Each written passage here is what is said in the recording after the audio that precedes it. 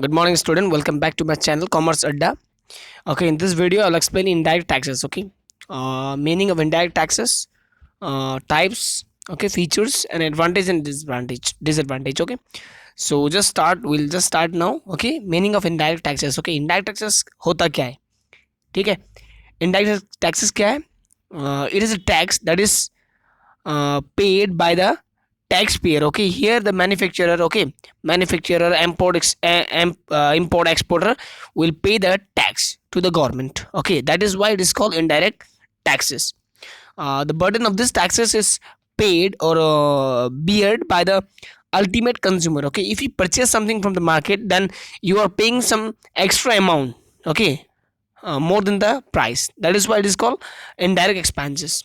The producer, okay, manufacturer, purchaser, okay, they are paying the indirect taxes. Here the goods and services which are manufactured or purchased or sell, okay, in that the indirect taxes are imposed. Okay, so next we will define. Okay, we'll define indirect taxes in a simple way. Okay, indirect tax is basically a tax that can be passed on to another individual or entity. Okay, this tax is imposed to individual or entity with the help of purchaser to seller. Okay, that is why it is called indirect taxes.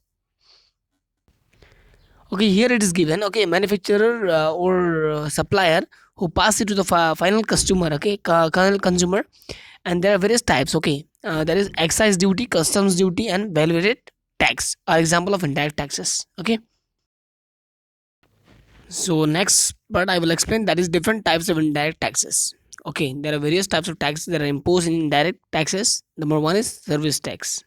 Okay, here in this tax, okay, this tax is levied by an entity, businessman, okay, business, in return for the service provided by them.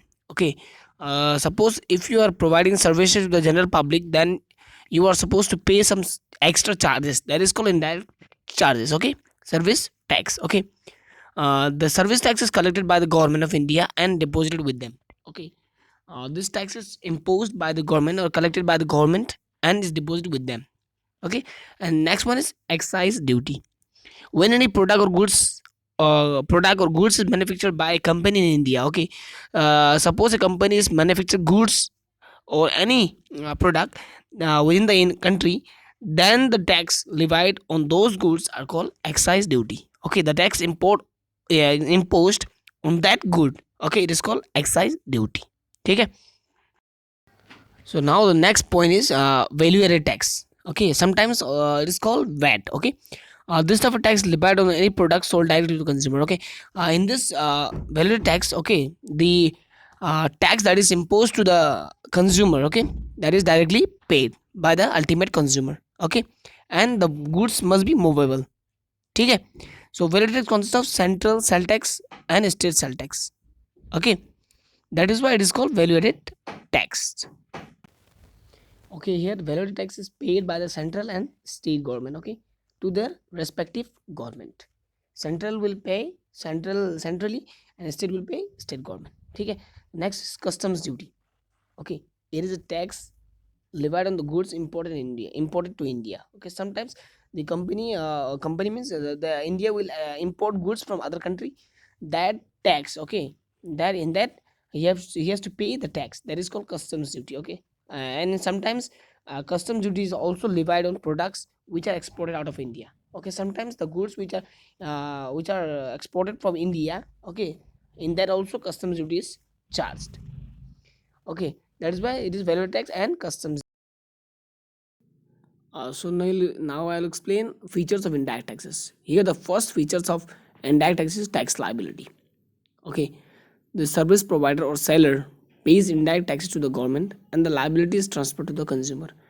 Okay, ultimately the tax liability or burden, okay, is shifted to the ultimate consumer by the service provider. Suppose if I am providing services for you all, then I am paying you. Okay, I'm charging extra amount, and then the ultimate bearer is consumer. That is why those who are using, okay, that is why it is called tax liability. And the next point is payment of tax. The seller pays indirect taxes to the government and the same is transferred to the consumer. Okay, suppose the seller sells goods and ultimately the burden of tax is transferred to the consumer. Okay, next is nature. Indirect taxes were initially regressive, okay, in nature, but thanks to the implementation of the GST, okay, it is regressive because uh, there are various types of taxes, but with the help of GST it is very easy. Okay, now it is very progressive. Next, saving and investment. With the help of paying taxes, everyone is saving some amount, okay, for the paying indirect taxes. Next is evasion. Evasion means uh, exempted. Okay, it is very difficult to evade indirect taxes. Okay, so because they are now implemented by different implemented directly through products and services. Okay, these tax are paid directly through product and services. Okay, the evasion it cannot be done. Okay, in this indirect taxes have to pay. Okay, suppose you are bringing some goods from outside country. Okay, you have to pay the taxes, so that is why it cannot be evade or evasion. Okay, next, here the advantage of indirect taxes. The first and foremost important or advantages of indirect taxes is convenience. Okay, why it is convenient? Because indirect taxes do not burden the taxpayer and are convenient as they are paid only at the time of making purchase. Okay, when we purchase, then we'll pay indirect taxes. That is why it is very convenient. Next is ease of collection. Collection क्यों easy है? Easy क्यों है? Because when we purchase or when we sell, then directly the amount is collected from the consumer or whatever. Okay, that is why it is very easy for collection. The next advantage is collection from the poor. Okay, here the direct tax, that is income tax, is paid or imposed to those who earn more than, okay, earn more than 2.5, but those who earn less than 2.5, then he or she will be exempted from income tax. But in indirect taxes, all should pay the taxes. Okay, since indirect taxes are charged at the point of sale, all individual regardless of income tax slab under which they fall contributes toward the growth of country. Okay, indirect taxes are imposed to everyone. There's no group. Okay, everyone has to pay for the welfare of development or welfare and development of the economy as a whole. Okay, next is equitable contribution. Okay, indirect taxes are directly related to the cost of production, cost of goods, products and services. What this easily means that the basic necessary attract lower rate. Okay, here the basic needs includes low tax and the luxury items tax higher tax. That is why it is very easy or equitable contribution. So now comes the disadvantage of indirect taxes. What are the disadvantages that come, okay, in indirect taxes? The first one is indirect taxes charged sometimes are cumulative. Cumulative here means double. Okay, this means that in point based transaction system, middleman is involved. Okay, sometimes the person when we purchase something, okay, from the market or anywhere else, then sometimes the middleman is included in that. Okay, the indirect taxes burden will increase. That is why it is a very disadvantage point for us. So next point is indirect tax can be regressive in nature. Here regressive means sometimes, for example, okay, salt tax, salt, that is namak ka dam, okay, tax remains the same for both poor and rich. Okay, that is why it is very regressive.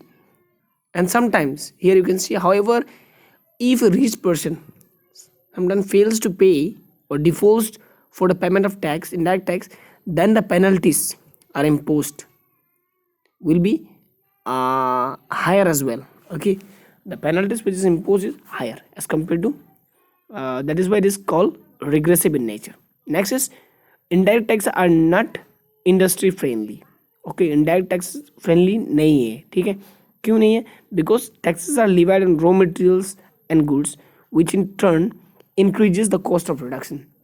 Okay, if the indirect taxes are increased, then the cost of production will also increase, thus not allowing industry. Okay, in this way, with the help of indirect taxes, the industry cannot grow. Ultimately the competitors, okay, competition will increase and capacity of the company or factory or manufacturing factory will be restricted. it cannot expand their business. So in this way, the indirect tax are not friendly with the industry. Okay, so student, this is a small clip, just you go through the video. I hope you will understand in a basic language I have told. Okay, so thank you so much. Like and share, comment करना, ठीक है? Thank you.